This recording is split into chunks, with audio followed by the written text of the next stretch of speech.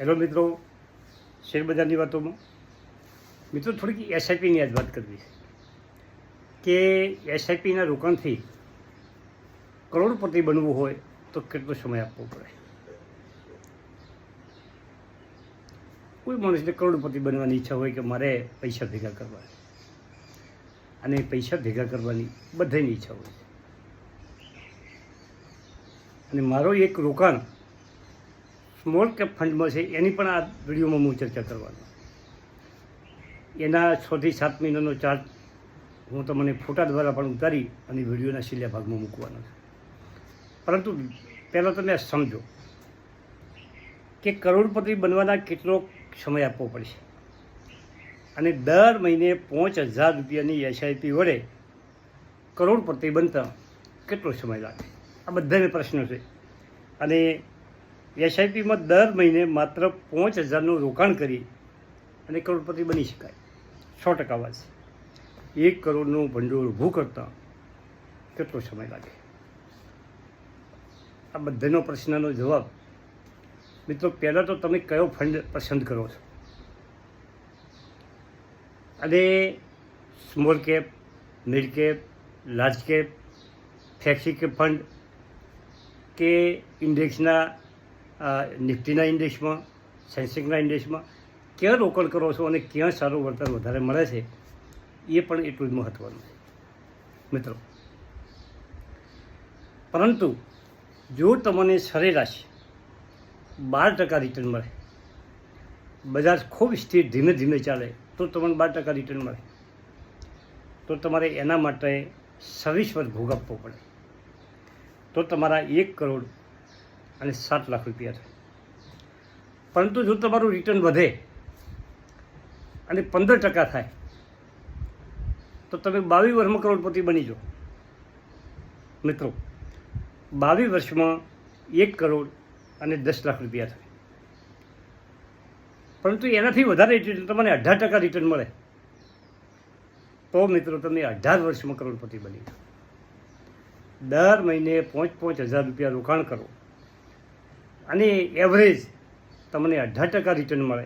કોઈ વર્ષમાં ઓછું, કોઈ મહિનામાં વધારે, કોઈ વર્ષમાં વધારે, પણ સરેરાશ જો 18% એન્યુઅલ રિટર્ન મળે તો તમને 18 વર્ષમાં 1 કરોડ ને 3 લાખ રૂપિયા થાય. હવે આજના જે ફંડો છે એ કેટલું રિટર્ન આપે છે એની થોડીક ચર્ચા કરો. હવે મારો એક ફંડ છે, Nippon India small cap fund. ઓમાં 28 મહિના પહેલાં મેં એસઆઈપી ચાલુ કરેલી. અને બીજા 2-3 ફંડ છે, HDFC small cap fund, HSBC small cap fund, એને 500 વર્ષ છે. અને આ ફંડ ચાલુ કરી અને SBI સ્મોલ કેપ ફંડ અને નિપુણ ઇન્ડિયા સ્મોલ કેપ ફંડને ચાલુ કરી અને 28 મહિના થયા. 4 ફંડ ચાલે છે.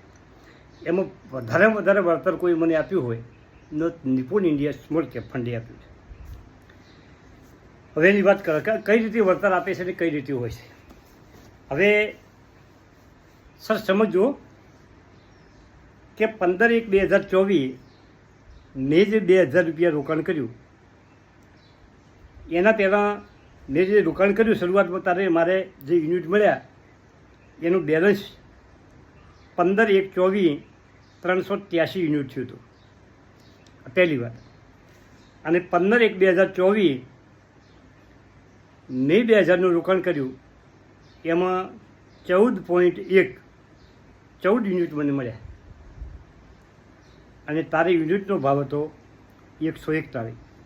તો 141 ગુણ્યા 14.1 કરશો એટલે 2,000 રૂપિયા થશે. એટલે મારે 383 યુનિટ હતા, એમાં 14નો ઉમેરો થયો. પછી એના પછીની તારીખ આવી 15/2/2024. તારે મને લગભગ 141 અને 5 પોઈન્ટ યુનિટનો ભાવ હતો, અને મને યુનિટ મળ્યા 114 યુનિટ મળ્યા.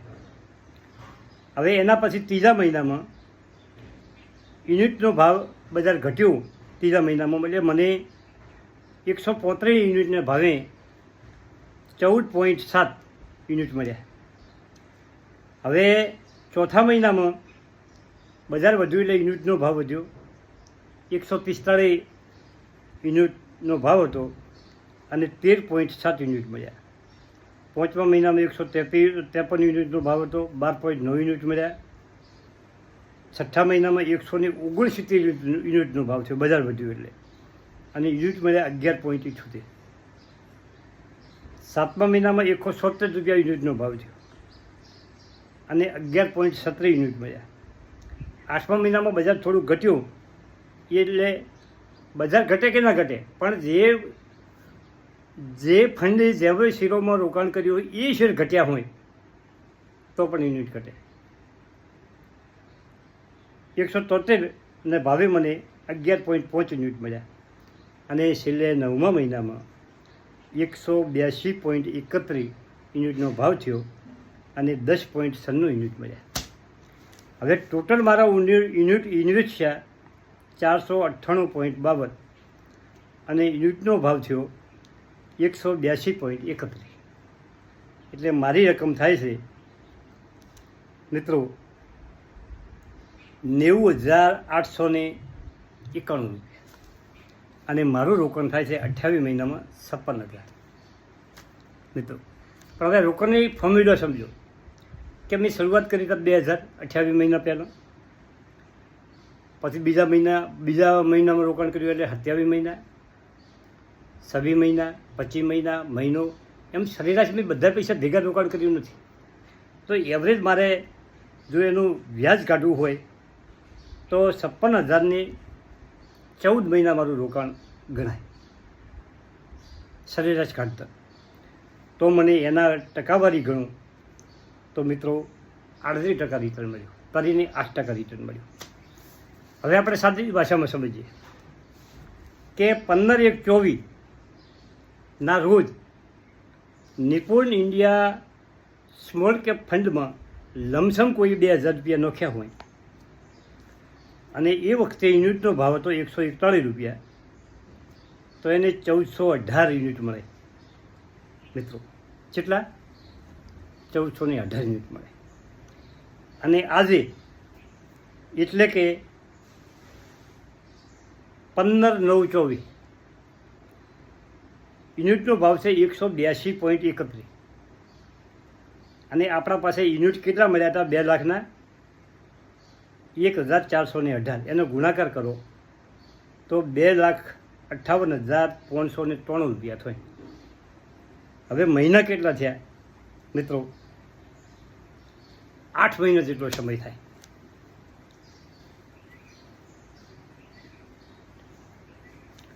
8 કે 9 મહિના જેટલો સમય થાય. હવે એનું તમે રિટર્ન ગણો તો 38-39% રિટર્ન મિત્રો. હવે યુનિટ કઈ રીતે મળે છે? હવે યુનિટ એટલે કે જે લોકોએ જેટલું રોકાણ કર્યું છે અને નફા સાથે જે રકમ ભેગી થઈ છે એને ભાગા કરે એટલે યુનિટનો ભાગ થાય, કે દરેકના ભાગમાં આટલા રોકાણથી આટલા પૈસા અત્યારે અમને મળી શકે છે મિત્રો.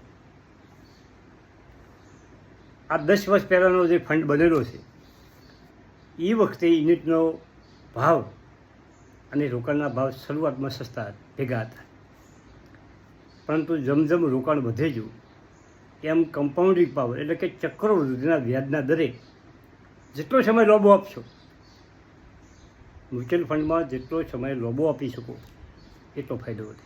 એનું કારણ છે કે તમારા 1 લાખ હોય, 3-4 વર્ષે 2 લાખ હોય, 5 વર્ષે 10 લાખ હોય, પછી એ 10 લાખ ઉપર પૈસા મળવા પડે, પછી 12 લાખ હોય, 12 લાખ ઉપર એનું ચકડવું ચાલુ થાય. મૂડી થઈ જાય મોટી એટલે પછી કમ્પાઉન્ડિંગ થઈ જાય મિત્રો. આ રીતે તમે શેર બજારમાં જે રોકાણ કરતા હોય એમના પાસે એક સારી એસઆઈપી હોવી જોઈએ જે સ્થિર વળતર આપી શકે. જે ફંડ હાઉસે જે શેરોમાં રોકાણ કર્યું હોય એ શેરની વધઘટ ઉપર રિટર્ન મળે મિત્રો. શેરોનો ભાવ ઘટે તો તમારું રિટર્ન ઘટે, શેરોના ભાવ વધે તો રિટર્ન વધે. પરંતુ જે માણસો શેર બજારમાં જૂના અનુભવી છે, શેર બજારને સમજે છે, એ લોકો સારી સારી કંપનીઓમાં રોકાણ કરતા હોય. અને ઘણી કંપનીઓમાં રોકાણ કરવાને કારણે, ધારો કે સ્મોલ કેપની બધી કંપનીઓમાં મોટાભાગની સારી કંપનીઓમાં રોકાણ કરે તે 1, 2, 3, 4 કંપનીઓ ઘટતી હોય, બીજી સારી કંપનીઓ ચાલતી હોય. આ રીતે વર્તન મળતું હોય. Thank you. આભાર. નિપુણ ઇન્ડિયા સ્મોલ કેપ ફંડ 15, 1, 24 અને આ બધું ચાર્ટ છે. ચાર્ટનો અભ્યાસ તમે કરી શકો છો, જોઈ શકો છો. યુનિટમાં વધઘટ થાય છે, ભાવમાં વધઘટ થાય છે, અને એ જોઈ શકો છો. એ આ નિપુણ ઇન્ડિયાનો ચાર્ટ છે.